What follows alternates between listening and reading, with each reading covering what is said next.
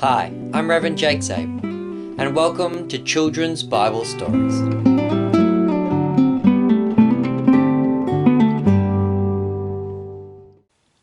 Alright children, our Bible story for today is going to be the account of Jesus calling his disciples Philip and Nathanael, also known as Bartholomew. It's possible that his name was Nathanael Bartholomew. In John's Gospel, he's always called Nathanael. In the Gospels of Matthew, Mark, and Luke, he's always called Bartholomew. Bartholomew literally means son of Tholomew, and so it's possible that he was known as Nathanael, son of Tholomew, or Nathanael Bartholomew. And so Jesus had, on the previous day, had called his first 4 disciples, Peter, Andrew, James, and John.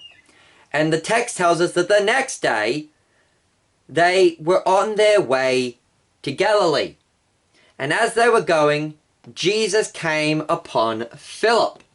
And he said, "Follow me."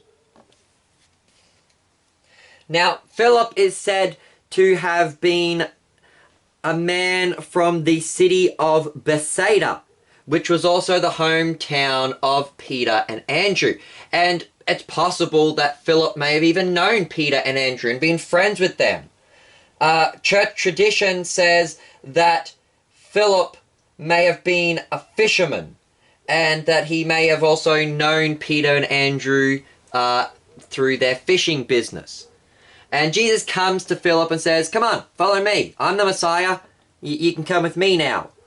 And at that moment, Philip ran off and got his friend Nathanael. And this is interesting because in our previous story, we mentioned how Andrew ran and got his brother Peter, and how John had possibly ran off and got his brother James. And so now when Philip is called to be a disciple, he runs off and gets his best friend Nathanael. According to tradition, Nathanael was also a merchant, so that means he bought and sold stuff, and tradition believes that that's how Philip and Nathanael were friends, because they thought Philip, having come from the town of Bethsaida, which is where Peter and Andrew came from, that he was possibly a fisherman, and it's believed then that Nathanael may have been the guy who bought the fish off of Philip and went and sold his fish.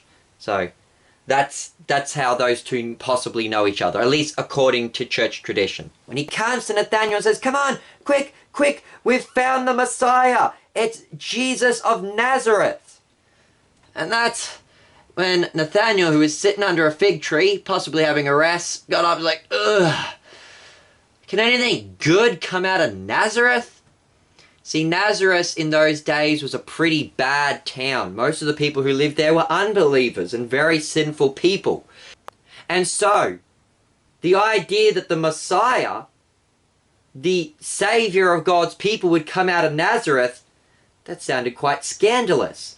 Nathanael was like, No, Philip, you're tricking me. The Messiah, he can't come from Nazareth.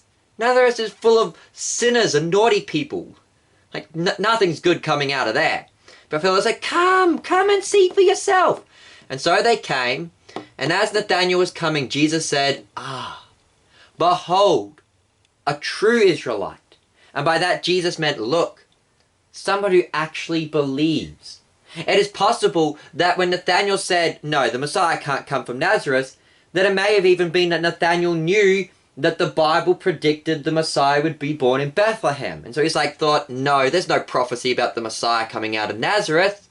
So Nathanael was a true, faithful, believing Jew. And then Nathanael said, how do you know me? And Jesus said, before Philip came to you, when you were resting under the fig tree, I saw you. And now, this was a miraculous scene. When Jesus said, I saw you, he didn't mean he was walking past the fig tree and spotted Nathanael. Nathanael knew that nobody had been around.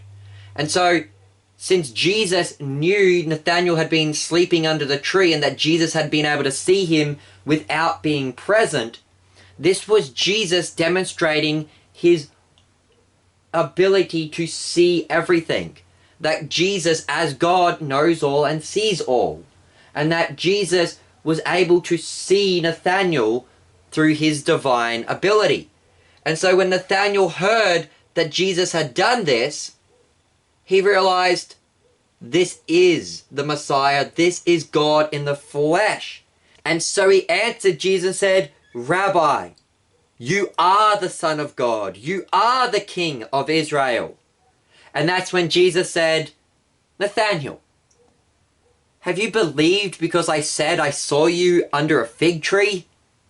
I tell you most assuredly that you are going to see much greater things than that.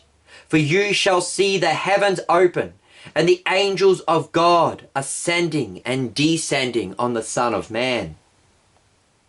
And what is important about that statement is, children, where in the Old Testament did the angels of God ascend and descend? On the ladder in Jacob's dream. That's right. When Jacob in the Old Testament was having a dream, he had a dream about this giant ladder or a staircase leading up into heaven, and the angels were ascending and descending on the ladder.